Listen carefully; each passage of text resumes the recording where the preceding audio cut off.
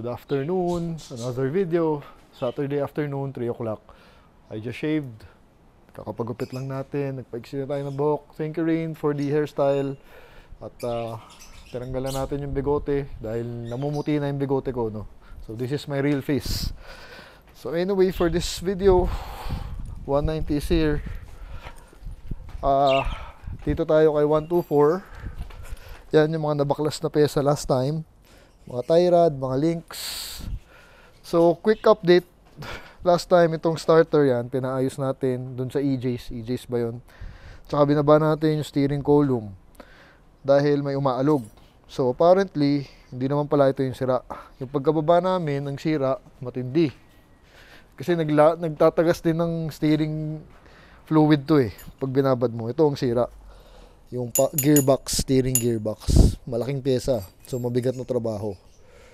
So sira to. Yung umaalog dyan din pala, hindi pala sa steering column. So yung steering column, babalik natin kay Andrew. At bumili tayo ng bagong steering column. Actually surplus. Dahil mahal yan. Hindi ko nga alam kung may brand new yan eh. So galing ulit kay Andrew. Surplus King. Ayan, ito na yung bago, kakabit natin. So since andun na siya sa baba, pinababa na natin lahat ng nakita mali. So ito pala yung umaalog sa steering natin. Tsaka kaya kung may play, dahil may play na to sa loob, maluwag na yung mga mechanism niya. So trabaho nito, power steering basically. Mga sinaunang panahon. So ngayon, takbo muna tayo kay Delidor ulit para kumuha ng mga tie rod. Dahil since nasa ilalim na si Charlie, may mga tama na itong mga to. Ayun, luwag. Sama na nito. So bili tayo ng mga tie rod. Tsaka langis, dahil kailangan ko na i-change oil itong si 124. Dahil 2 years na since huling change oil natin sa kanya. Actually, ang change oil natin sa kanya, yung simulang pina-under pa natin siya, yun lang yun. After the restoration. So dapat na talagang palitan yan. Dahil medyo ginagamit-gamit na natin kahit paano. So itong starter, tinirik ako. Ginamit ko nung one Sunday kasama si Mrs. sa Anika. So pinagtulak ako sa shell, no, dahil sumablay yung starter natin. Anyway, sana ayos na yan, nalinis na. And right, takbo tayo kay Delidor. Gamitin natin yung Pajero. At yun ang nasa labas. Puro kotse sa labas. So first start for you guys.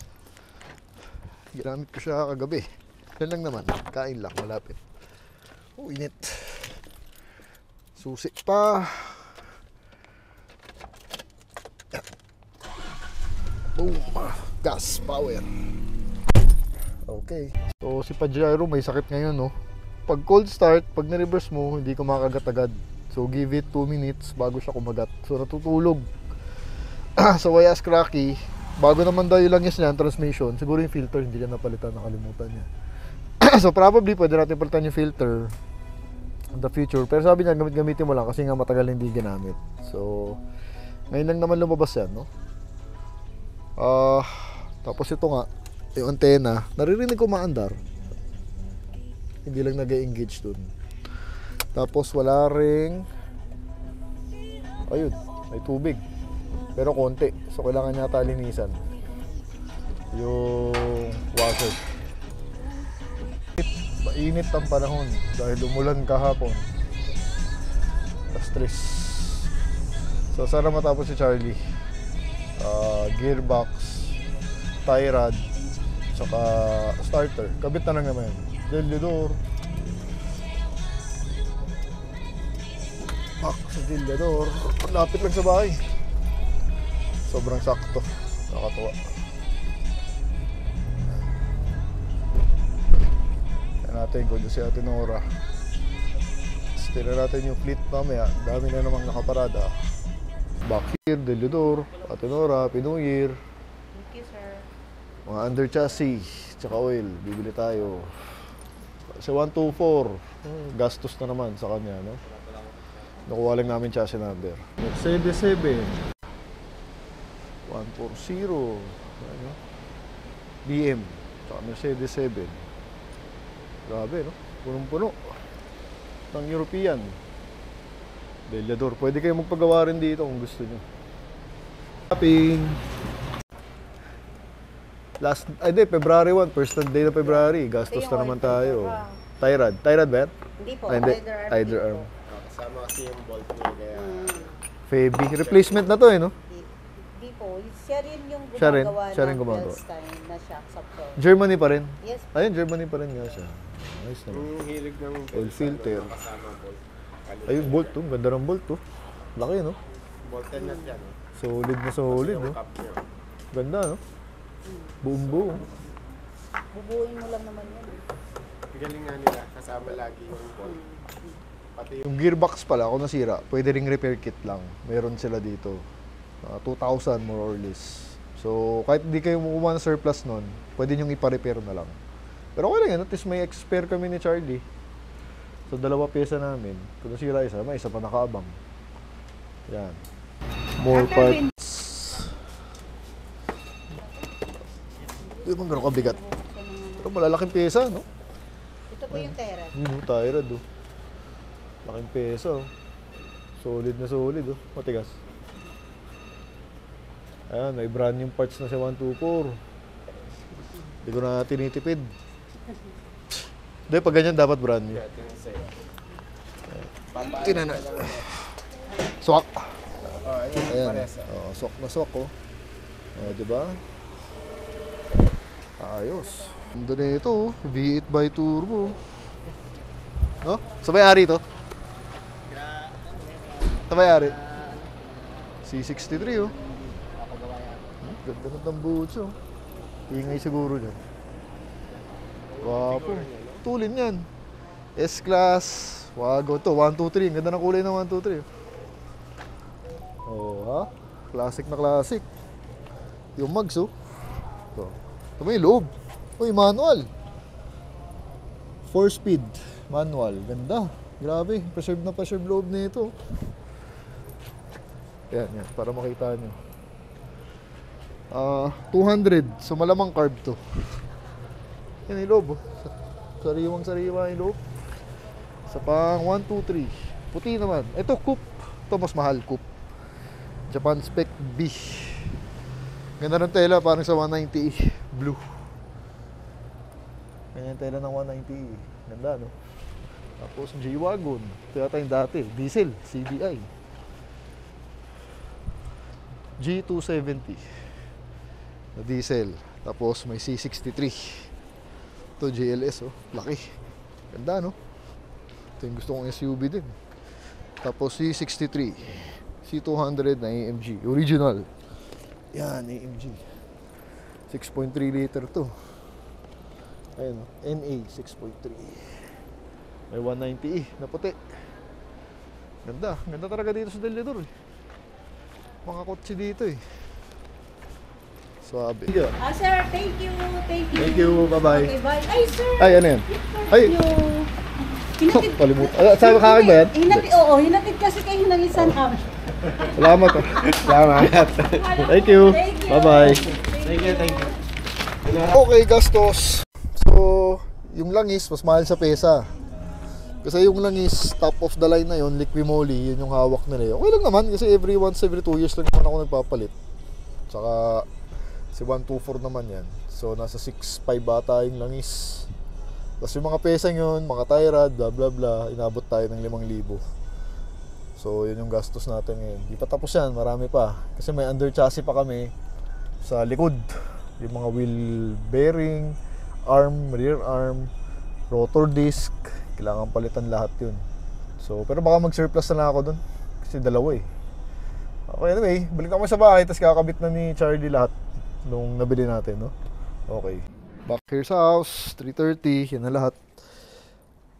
6.5 sa langis, oil, tapos 5,000. Yan, sa mga yan. Tapos starter, gearbox. Or yung power steering mismo. Dahil maalog at sobrang leak nung atin. Yan, ito yung atin. Ito yung kanya. Nagkakalat yan. So, lalagay lahat sa kanya today. Tapos dire-diretso na siguro to. Si 124 since nasimulan na namin. After nyan, probably, may sinasabi si Charlie, may kilala siyang pintor. So, pinapapunta ko para ayusin na yung masimulan ng maliha, babuffing, tapos maayos to. Baka next week, kung pwede yun. Pinapapunta ko na siya. Ayun, no, para mawala yung mga alon. Ito, labas yung tornilyo. Kakainis eh. Since nasimulan na natin si 124 ulit, dire-diretsuhin na natin. So gusto ko naman yung pintura by next week. Sana. And then, yun nga, halos yung lahat ng likod, papalitan natin. Wheel hub, rear arm, rotor disc. Papalitan pa natin yan. Tapos yung tambucho. May tambucho na ako niyan eh. Hindi ko lang naasikaso pa. Ayun o. To. Yan ang tambucho niyan. Yan. AMG yan. Original AMG. Galing sa C63. Nabili natin kay Evelyn. More than a year ago na. Tagal na yan. So, dyan ilalagay natin sa kanya. Nakaabang lang. So, syempre, inuuna natin yung mga mas importanteng bagay. Yan, yung makina. Maganda pa naman yung langis niya. Pero, 2 years na nga kasi. So, wala na spirit yan. Actually, medyo maitim na. So, last na change oil namin, yung first time namin pinaandar after restoration. Yung pa yun. So, tinanggal niya yung headers para magkaroon siya ng access sa ilalim dahil masikip. Mahirap daw ang lokasyon ng gearbox. Tsaka nung, dito yan eh, dito banda sa ilalim. Tsaka nung starter, nahirapan siya dun. So, kung papagawa kay starter, mabigat na trabaho pala. Dudukutin dito. So, unang gagawin, siyempre, linis. Mga linya. Yan, matagal na proseso yan. Kailangan siguradong malinis, sinsan dyan na. Kasi kakabit mo siya ulit. Tapos, sa salpak, lalagyan ng ATF. Yan. Step 1. 5 o'clock. So, ngayon, hindi naman na matatapos ngayon to. I mean, video-wise. Kasi gagabi na. 5 o'clock na. So, malapit ang dumilim. Ayun, nawala na yung pesa. Baka nakabit na niya. Sa ilalim. Sa ilalim si Charlie. Ayun. Hindi natin siya makita. Pero ayun, nakakasana ata yung pesa. Yung gearbox okay na? Naka-install na yung starter tsaka gearbox. Ayun. Bilis lang. Starter tsaka gearbox. Nakakabit. Tingnan natin. Doon banda. Hindi natin makita. Hanggang patingin.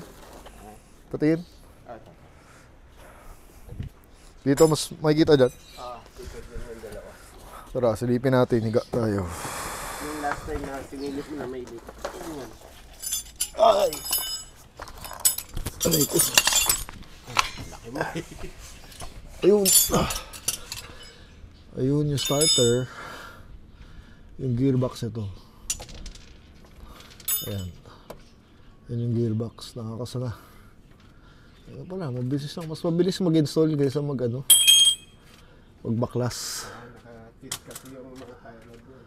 Pati tie rod, wala pa. Oh, yun na lang yung sunod yung tie rod. Alright. Ayan. So, sunod yung mga tie rod. Yan. Kakabit-kabit yan na yan. Center leak, gagamitin namin. Tapos yung mga pinagbibili, yan o, laki ng ano, grabe yung binibili mo dyan eh. Laki ng tataba ng pesa. Diba? Pag European, ganoon talaga. Solid. Office ni Charlie. So bukas, tinan natin, ikot natin yung auto. May ikot naman ata to dahil mag-start na siya. So tingnan natin kung naayos.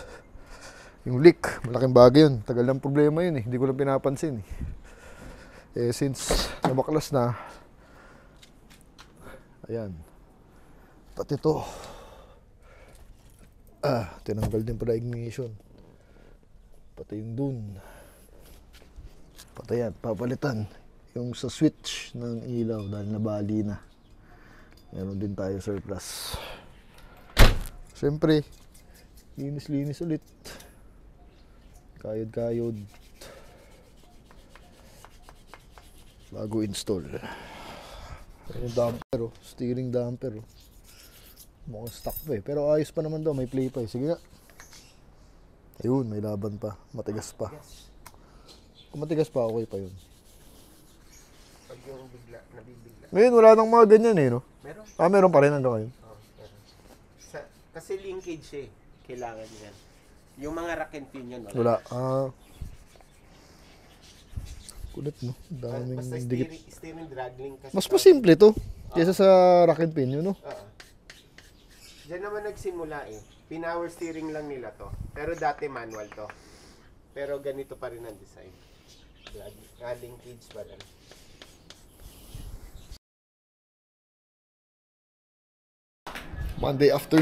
Monday morning na pala. So balikan lang natin yung 124 dahil hindi ko pa nasara yung video, no. Nagka-aberya kami, hindi natapos. So hindi pa siya umaandar. Nakabit na lahat. Ayun na. Ito yung steering wheel.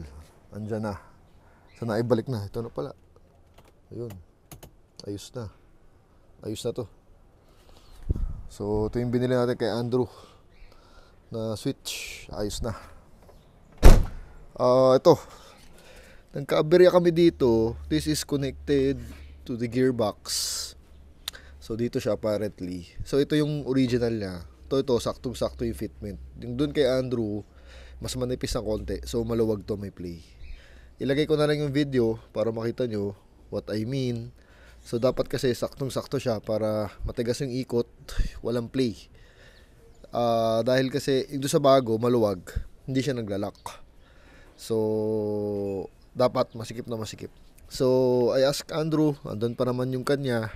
So today, kukunin ko.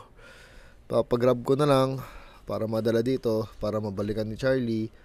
And para matapos na yung 124 na ginagawa natin, oh. Nakasalpak na yan yung starter, gearbox, na change oil na rin ata.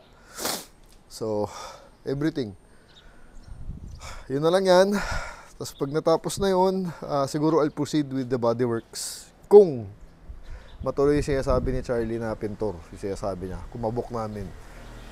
If not, depende sa budget, baka simulan ko na rin yung pag-repair ng under chassis sa likod. Ayun na yung rotor to mo, hindi na pantay yung kain. Kaya nangangamoy yan eh, pag ginagamit mo, amoy sunog. So kailangan ko na rin yung address talaga yan. So anyway, that's the vlog for 124, yung update. Getting there. Ganun talaga buhay project car, lagi may sira, so expect nyo yun. Thanks for watching. Two different levels, I cannot relate.